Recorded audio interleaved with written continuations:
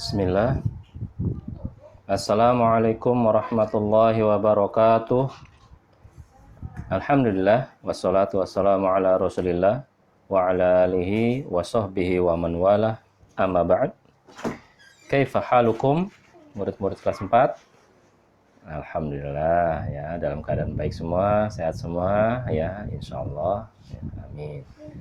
Baik, untuk pembelajaran PAI pada hari ini kita akan membahas tentang satu lagi sikap yang mulia, sikap terpuji dari seorang muslim, yaitu sikap itsar. Ya, dibacanya itsar. Hurufnya tha ya, kalau dalam bahasa Arabnya tha itu itsar. Apa itu itsar? Ya, mungkin kalian sudah pernah membaca materi ini ya. Itsar ialah sikap lebih mementingkan orang lain daripada dirinya sendiri. Itsar ini ya dinilai menjadi apa? Salah satu menjadi sifat terpuji dan mulia. Karena dengan adanya sikap itsar ini atau sifat itsar ini, berarti kita akan mudah menolong dan berkorban untuk orang lain. Ya, minimal kita akan sering menolong dan membantu orang lain. Nah, jika kita mempunyai sikap itsar, maka ini juga disampaikan atau disebutkan oleh Allah di dalam Al-Quran ya, surat Al-Hasyr ayat 59 ayat 9 ya. A'udzu billahi minasyaitonir rajim wa yu'thiruna 'ala anfusihim walau kana bihim khassasatu wa may yuqa syuhha nafsihi faulaika humul muflihun. Yang artinya, dan mereka yaitu kaum Ansor mengutamakan orang lain, yaitu kaum Muhajirin ya, yang datang ke Madinah ya, itu kaum Muhajirin, orang Madinahnya disebut kaum Ansor. Walaupun mereka membutuhkan apa yang mereka berikan. Jadi kaum Ansor ini yaitu penduduk asli Madinah itu membantu atau mengutamakan kaum Muhajirin yang datang dari luar Madinah, padahal kaum Ansor ini membutuhkan benda atau sesuatu yang dia berikan kepada orang lain, yaitu kaum Muhajirin. Dan barang siapa yang dipelihara dari kekikiran dirinya, maka mereka itulah orang-orang yang beruntung. Artinya apa? Yang dihindari dari kekikiran atau pelit ya, maka dia termasuk orang-orang yang beruntung ya. Ini Allah katakan dalam surat Al-Hasyr ayat 9. Untuk lebih memahami tentang sikap itsar ini, ya, mari teman-teman kelas 4 simak kisah yang Pak Tito akan sampaikan. Salah satu kisah yang sangat menjadi inspirasi, menjadi pelajaran bagi kita supaya kita dapat berbuat itsar. Kisahnya bermula dari setelah peperangan Yarmuk selesai, ya, sudah selesai perang Yarmuk. Ada salah satu sahabat Rasulullah Shallallahu Alaihi Wasallam, yaitu yang bernama Hudzaifah al-Adawi. Dia bercerita, ya, beliau bercerita bahwasanya aku mendatangi atau mengecek para korban peperangan Yarmuk sambil membawa kantung air. Ya, saat itu botol air lah kalau zaman sekarang ya. Di saat itu masih pakai kantung dari kulit. Untuk apa? Untuk mengecek mungkin ada kaum muslimin yang masih hidup dan memerlukan air, karena setelah berperang kan kita capek, haus, ya, haus banget. Lalu ketemulah oleh Hudzaifah, yaitu sepupunya, ya.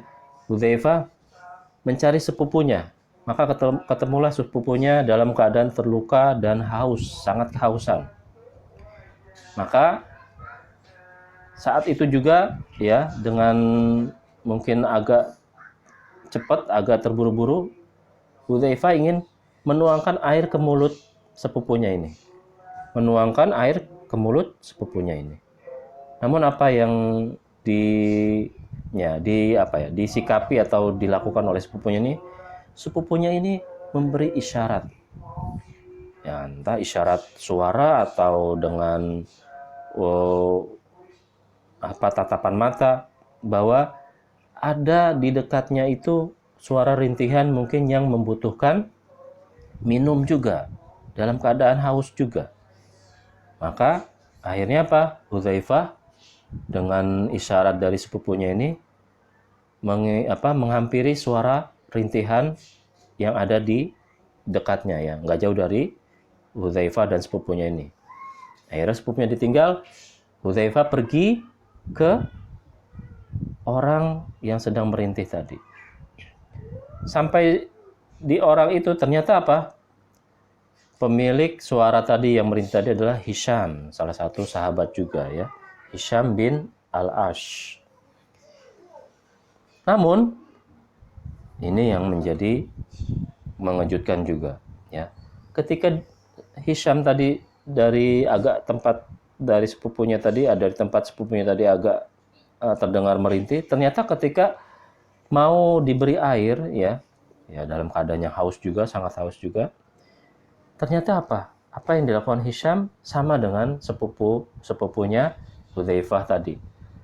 Dia memberi isyarat juga agar air tadi diberi kepada orang yang lebih membutuhkan, yang terdengar rintihan juga dari tempat Hisham berada. Ya, akhirnya Hudzaifah pun menuruti apa yang diisyaratkan oleh Hisham tadi. Namun ternyata apa? Setelah pergi dari Hisham itu menghampiri suara rintihan orang yang merintih tadi, ternyata setelah sampai ke orang itu sudah meninggal. Akhirnya apa? Mendapati orang itu sudah meninggal, akhirnya buru-buru Hudzaifah menghampiri Hisham tadi yang butuh pertolongan. Sampai di tempat Hisham, ternyata Hisham pun sudah meninggal. Ya. Inna lillahi wa inna ilaihi raji'un. Akhirnya teringat dengan sepupunya tadi yang mau ditolong yang pertama tadi, ya. Yang mau ditolong yang pertama tadi. Akhirnya kembali ke tempat sepupunya. Ternyata sampai ke tempat sepupunya pun sepupunya sudah meninggal, ya. Sepupunya juga sudah meninggal. Inna lillahi wa inna ilaihi raji'un. Jadi seperti itu, ya. Semoga Allah merahmati mereka semua tadi yang meninggal, dan meninggalnya pun karena mementingkan kepentingan orang lain yang sedang membutuhkan pertolongan, yaitu kehausan, ada yang terluka. Nah, dari kisah tadi yang Pak Tito sampaikan, ya mungkin kalian bisa baca di buku kalian nanti. Ini bisa kita bayangkan bagaimana kekuatan atau kokohnya keimanan mereka. Dengan sikap seperti itu lebih mementingkan orang lain daripada dirinya, padahal dirinya sendiri sedang membutuhkan pertolongan, sedang kehausan, sedang terluka, ya, sedang membutuhkan pertolongan. Tapi apa yang dilakukan para sahabat tadi, para sahabat Rasulullah SAW tadi, mereka lebih mementingkan orang lain ketimbang dirinya sendiri. Hingga akhirnya mereka pun meninggal dalam keadaan yang baik, insya Allah, ya. Karena mereka meninggal karena peperangan, insya Allah mereka mati syahid. Karena mati syahid itu adalah balasannya surga. Allah akan membalasnya dengan surga. Nah, semoga kita bisa mengambil pelajaran hikmah, ya, apa yang tadi dalam kisah tadi yang dicontohkan oleh para sahabat, supaya kita selalu mengedepankan atau mendahului kepentingan orang lain. Misalnya teman nanti ya, ketika nanti kita sudah belajar bersama-sama lagi di sekolah, bertemu dengan teman. Nah, ketika ada temannya membutuhkan sesuatu, entah itu membutuhkan makanan, entah itu membutuhkan misalnya pensil yang perlu kita ini, yang perlu mereka butuh menulis, pensilnya mungkin rusak, patah, kita mempunyai pensil lagi, kita bantu. Ketika mereka butuh makanan, mungkin dari pagi tidak sarapan, ya ketika sampai siang ternyata belum makan apa-apa, ya tidak bawa jajan. Nah, kita bantu. Walaupun mereka, nah, walaupun kita sebenarnya membutuhkan, ya misalnya kita bawa makanan, kita lapar, tapi ya kita bagi mereka, ya mungkin setengahnya atau sepertiganya, ya itu menandakan kita mempunyai sikap ithar juga. Baik, ya mudah-mudahan tadi ya kita bisa mencontoh dari perbuatan para sahabat Rasulullah yang soleh tadi. Demikian pembelajaran hari ini tentang ithar. Mudah-mudahan kalian bisa memahaminya. Jika tidak ada yang tidak atau kurang paham, ya kurang mengerti, bisa ditanyakan ke Pak Tito. Baik, kurang lebihnya mohon maaf. Subhanakallahumma wa bihamdika asyhadu an la ilaha illa anta astaghfiruka wa atubu ilaik. Assalamualaikum warahmatullahi wabarakatuh.